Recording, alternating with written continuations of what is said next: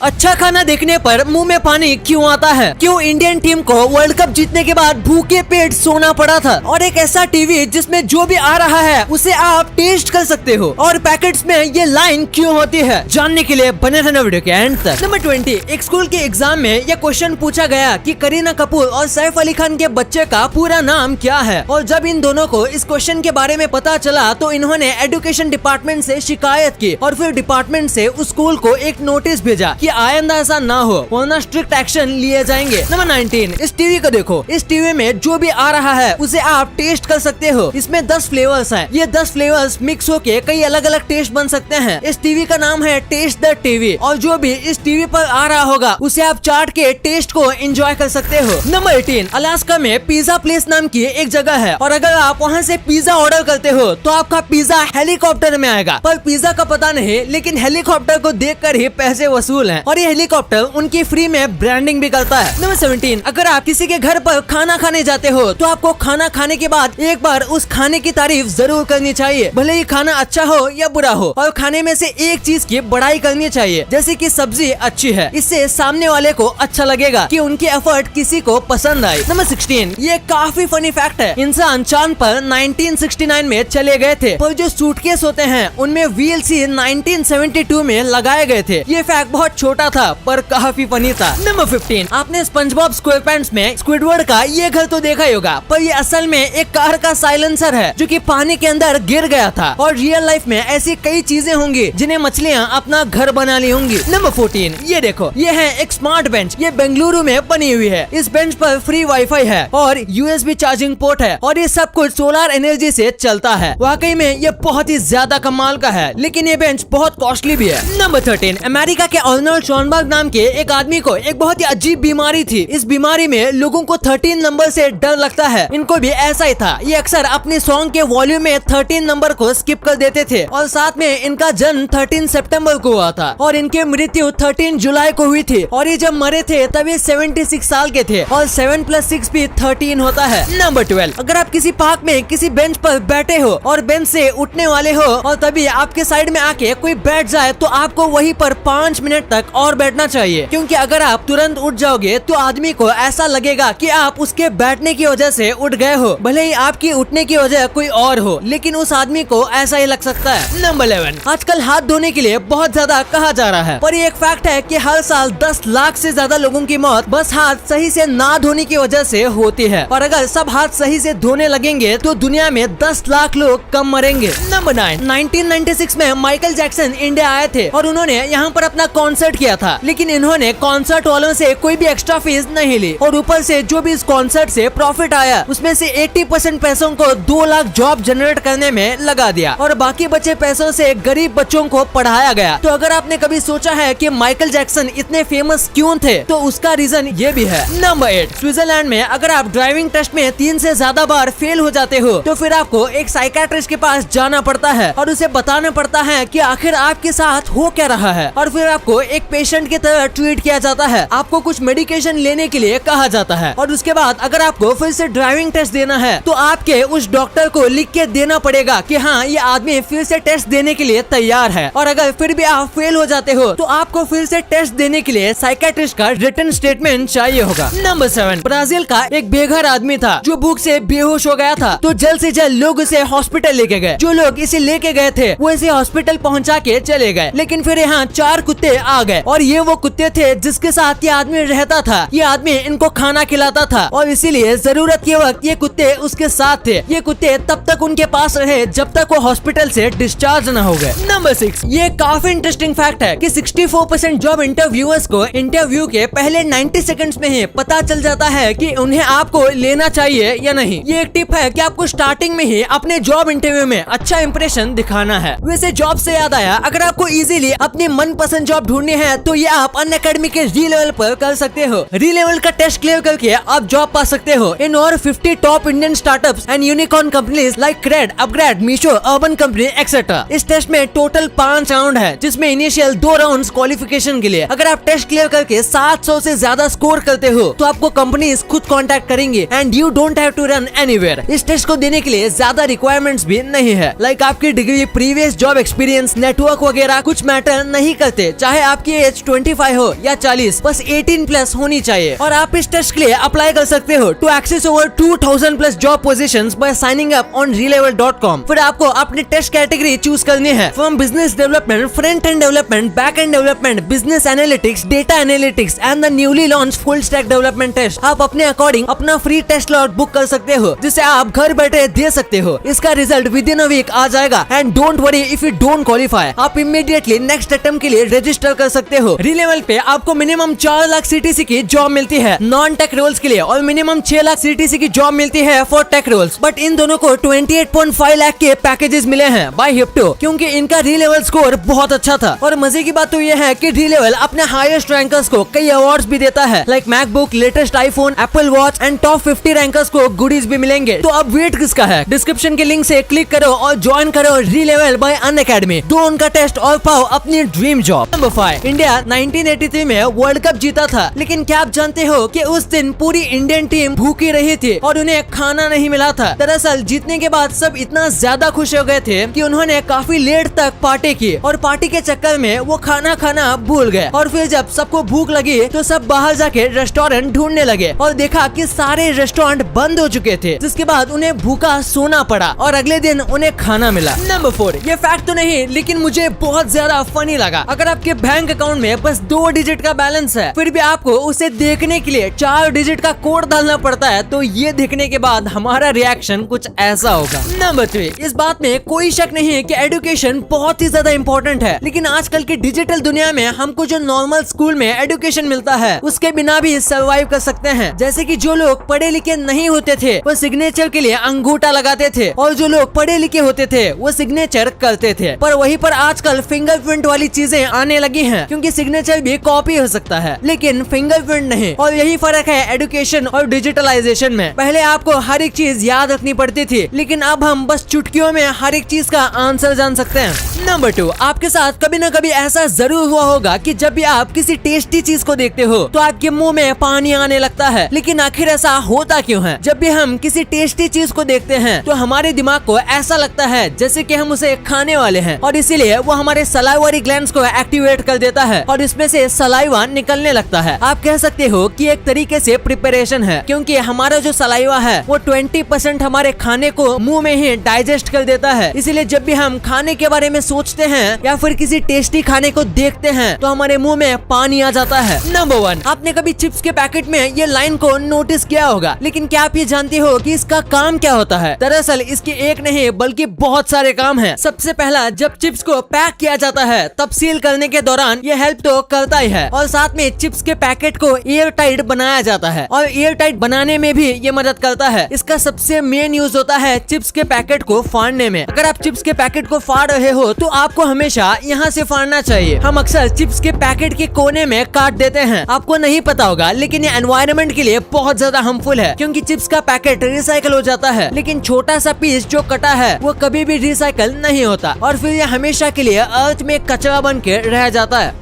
Video अच्छी लगी तो इस वीडियो को लाइक करना और अपने दोस्तों के साथ शेयर करना ताकि उनको भी पता चले कि आप कितने अमेजिंग वीडियोस देखते हो और ऐसे ही वीडियोस आगे भी देखने के लिए हमारे चैनल को सब्सक्राइब करना।